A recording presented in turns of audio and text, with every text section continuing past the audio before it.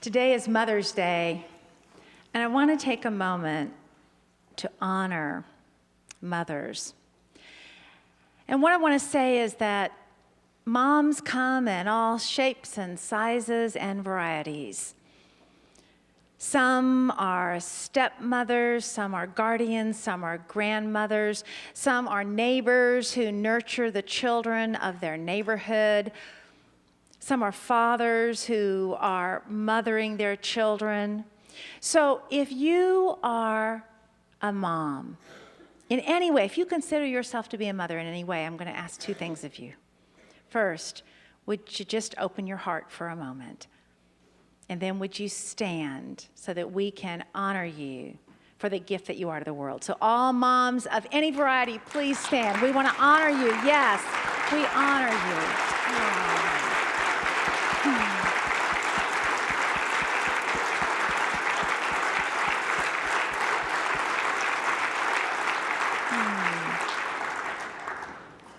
And our children have made gifts for you. Actually, our children have made gifts for all the women who are here today.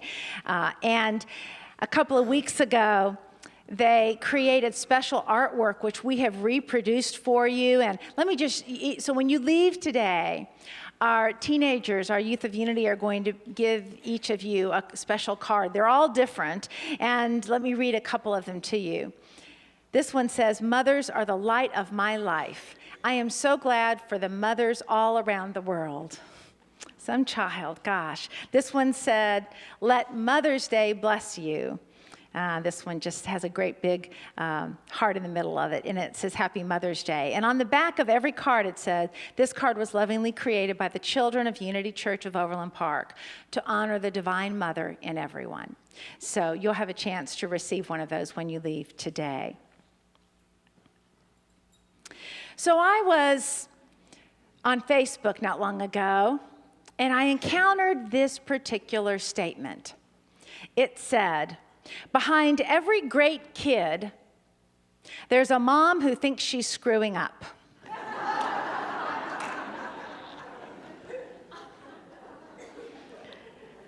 Well, I didn't write that, but I could have. You know, if only I'd been that clever. Does anybody else relate to that? Oh my gosh, you know, my oldest daughter is 30 years old, and I think for every day of the last 30 years, there's been at least one moment in the day where I thought to myself, oh my gosh, did I do enough? Did I give the right advice at the right time? Was I quiet when I should have been quiet? Did I speak up when I should have spoken up? Did I shrink back when I needed to shrink back? Did I push forward when I needed to push forward? And not only that, but whenever one of my daughters has a particular challenge, well, immediately I go and think it's my fault, right? You know, if I'd only taught her differently or showed her differently or... So when I read that quote, I just laughed and laughed and laughed because my kids are great. Of course they're great kids, you know, and all kids are. So why is it that I would think that I'm not good enough? Because I think it's this disease that many moms, if not most moms, have, right? This disease called perfectionism. We think that we've got to be a perfect mom. We think that there is a perfect mom out there somewhere. When I got news for you, there is no perfect mother, except for the one that lived next door to me.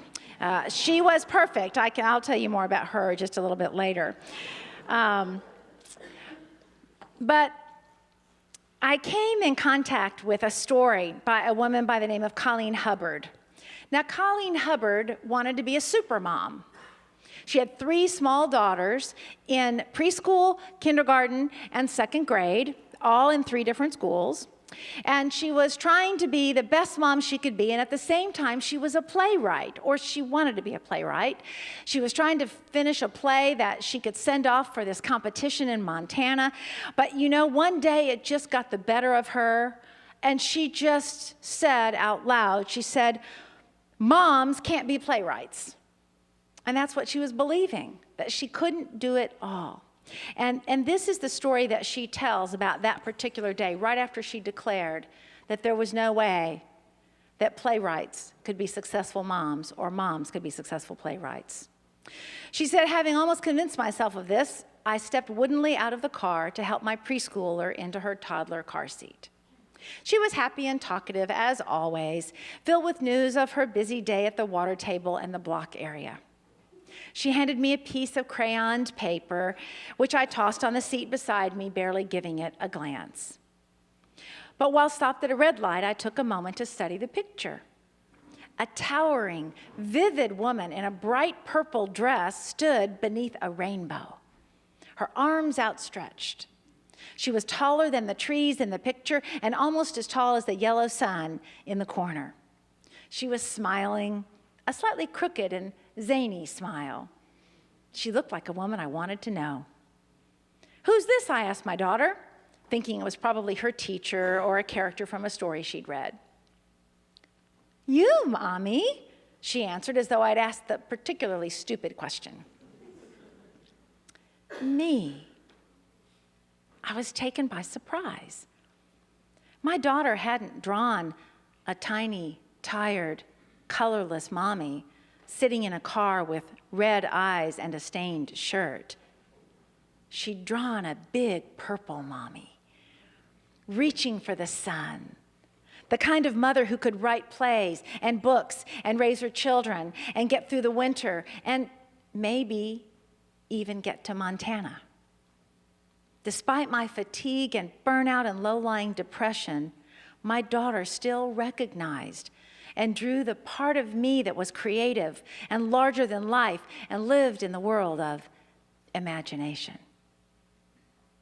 And thus was born this book, Big Purple Mommy. The artwork you have on your bulletin so you can take it with you to remind you of the big purple mommy that lies in everyone, right? You see, in her own eyes, Colleen Hubbard was inadequate, not measuring up in any way. But in her daughter's eyes, she was bigger than life. She was a big purple mommy. But there she was, Colleen Hubbard, trying to be supermom. She talks in her book, and this book is really especially targeted at creative moms who have a creative talent they're trying to express and also trying to be a really good mother. But she tells about a time when, in her supermomdom, she was directing a production for her oldest daughter's class. She was serving as the lighting tech coordinator for her middle daughter's class. And you know, there has to be equal time. That's the way supermoms do it. And so she was also creating a video for her youngest daughter's class. And all of this was happening simultaneous with the end of the school year. So she was baking cupcakes and taking fruit trays in for the teachers and all of the end of year activities. Does anybody here relate to trying to do it all that way? Yeah, I relate to trying to do it all, but then, of course, my next-door neighbor really did it all. A friend of mine once said that in order to be a mom, your soul has to have decided that it wants to learn about feeling guilty in this life. I'm afraid that I'm a card carrying of that particular club, because we look at moms and, you know, we look at Sarah Knipe and we hear that beautiful testimony about what her little boy said, and we think, man, am I teaching my kids enough? Have I taught my kids enough? My kid would never be that wise, you know? And then we start to feel less than. Well, what we're talking about today is this insidious way of being that's called perfectionism. And this is not just the territory of mothers or even women. In fact, Brené Brown says that everybody falls on this perfectionist continuum somewhere. Now, how many of you have heard of Brené Brown? Raise your hand. She's kind of the newest, amazing writer. She's a PhD researcher who writes about such topics as authenticity and shame and perfectionism and wholehearted living. And she gives one of the best definitions I have ever read about perfectionism. She says that perfectionism is a self-destructive and addictive belief system that fuels this primary thought. So here's the thought. If I look perfect, live perfectly, and do everything perfectly, I can avoid or minimize the painful feelings of shame, judgment, and blame. In other words, if I do everything perfectly, then I'll never feel shame, judgment, or blame. But guess what? Shame, judgment, and blame are just part of the emotional continuum. We all have access to all emotions, and different circumstances can trigger different emotions. And so one of the reasons that perfectionism is so insidious is that because even when we're doing things really, really well, we still have the occasion of feeling shame or judgment. And when we feel it, we think we just didn't do something good enough, so then we drive ourselves to be even more perfect. It's kind of this addictive and self-destructive behavior. But she says there's a couple of misconceptions that we really need to get straight about perfectionism. The first is that perfectionism is not about striving to do your best. And the second is that perfectionism is not the same thing as striving to grow and improve yourself. I mean, wanting to do your best, wanting to grow and improve yourself, those are good things, and they're possible. You can do your best, some of the time at least, and you can grow and improve every day. But what you can't do is be perfect, because that's an elusive quality that moves and morphs with whichever supermom is living next door to us. She talks instead about something called wholehearted living. And I love that in this month of wholeness. Wholeness is our empowered living quality this month. But she calls it wholehearted living. And she says, Brene Brown, and I'm quoting here from her book, which is called The Gifts of Imperfection. And I'm pretty sure she wrote this book for me, but you might think she wrote it for you. I'm not sure. Anyway, she talks about wholehearted living, and she says, wholehearted living is about engaging in our lives from a place of worthiness. Engaging in our lives from a place of worthiness. It means cultivating the courage, compassion, and connection to wake up in the morning and think, okay, now listen to this. To wake up in the morning and think, no matter what gets done and how much is left undone, I'm enough. How many of you woke up this morning and thought that? And thought, oh gosh, no matter whether I managed to connect with my mom today or not, no matter whether I managed to, connect with my kids today or not, or clean the house, it doesn't matter, I'm worthy. So she says it's about that, and then it's about going to bed at night thinking, yes, I am imperfect and vulnerable and sometimes afraid, but that doesn't change the truth that I'm also brave and worthy of love and belonging. At the end of the day, to say, this got done, that didn't, and guess what? I'm still worthy. I'm still enough. I'm still worthy of love.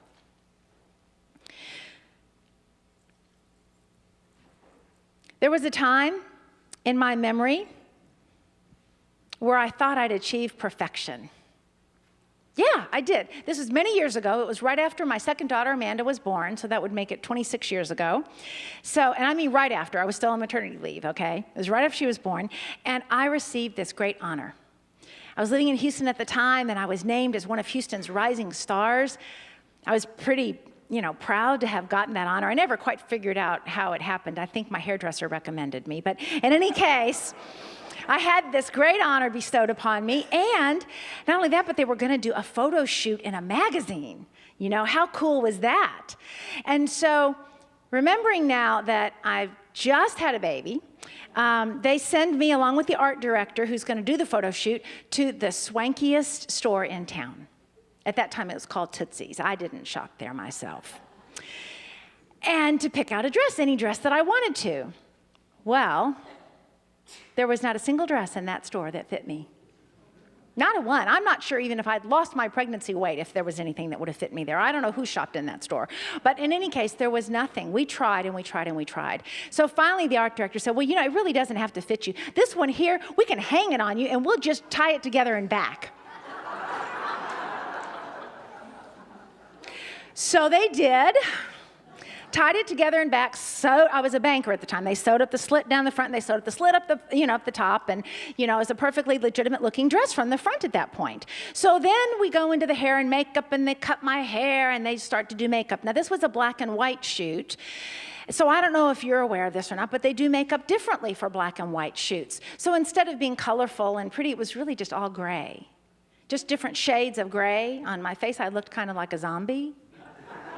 But they kept promising me you're going to look gorgeous in the photo, right? So there I am in this dress that doesn't fasten in back with zombie makeup on.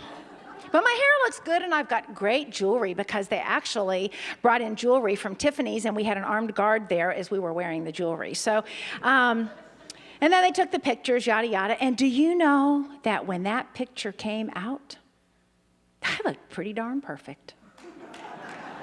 Now, this was before the days of Photoshop, okay? Before the days of Photoshop. And I was kind of proud of that picture, But my husband couldn't stand it. Because that glamorous, perfect-looking woman was not who he married. It was not the real Patricia. I loved it because it covered up every flaw. It made me look like somebody else. It made me look like the standard of perfectionism perfection that I wanted the world desperately to see. But my husband, who has always loved me for who I was, he didn't really want the picture hanging in the house. My father was very proud of it. Oh, he loved to show everybody his daughter down in Houston who had done these wonderful things. But no. And so this brings up for me the definition that Brené Brown speaks of authenticity. She says, authenticity is the daily practice of letting go of who we think we're supposed to be and embracing who we are. You see, the problem was all I wanted to do was show the world who I thought I was supposed to be and not who I am.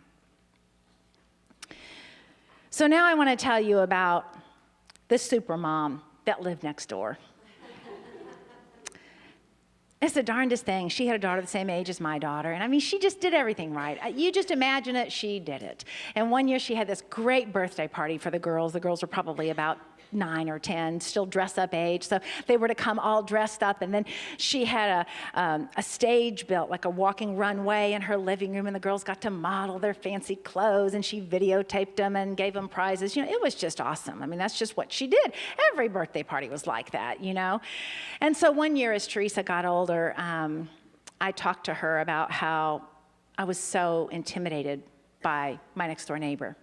How as a mom, she was just so great. I mean, it wasn't just that she gave good birthday parties. She was so smart. She gave Teresa better advice than I could ever give her. She was always giving her advice and giving me advice, and I welcomed it because it was so darn wise. So I felt at that time in my life like I paled in comparison to Supermom next door, inadequate, and I just knew that Teresa must have wanted her for a mom. That's how insecure I was. I just knew that. And Teresa said to me, Mom, I never for a moment wanted her as a mom. And then she said, I never thought about the things I didn't have. I only knew what I did have. And we were recounting that conversation just last night, actually. We were remembering that conversation. And she said, yeah, Mom, like how it is that we would, on Saturday mornings, we would sit there and fold clothes together and listen to Raffi on the radio. And she said, that was one of the most precious memories that I have. She said, and then how you taught me to match socks when you fold them. And I said, well, how do you teach a person to match the socks? And she said, well, you taught me how to look at the toes and see the little ribbing that was there. And I'm like, I did, yeah, so it would be perfect, right?